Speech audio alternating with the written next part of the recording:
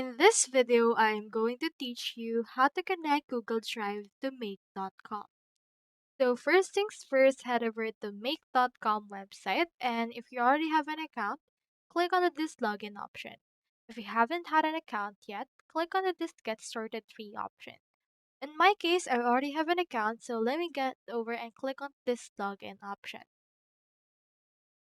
Now in this will prompt me to log in, and after that it will show me in here my organization or my team that I already created from Make.com.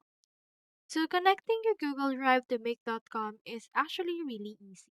Once your dashboard has done loading, you should be able to see in here this. What we can do is we can head over here to our scenarios, since you can add those apps on your scenarios. Click onto this Open Scenario Builder or this Create a New Scenario option. And then after that, this will load. Now click on this plus icon. It will open here a list of all the apps that you can see. In this case, let's search in here for Google Drive. So here's our Google Drive right here. Click on this and choose in here the actual action that you want. For this case, let's choose in here for the search. Now in here, click on this Create the Connection. This will initiate the connection. For this, you can see an auto-generated connection name.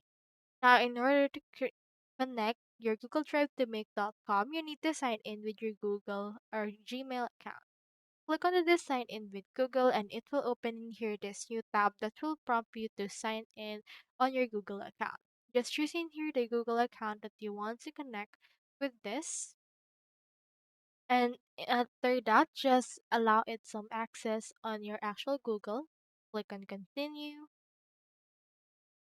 Then just wait for this and scroll down and click on continue again in order to make sure that you trust Make in order to have access for your account.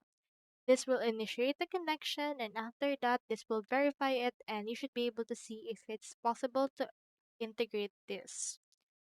So that's how you connect Google Drive to Make.com. Hope we helped.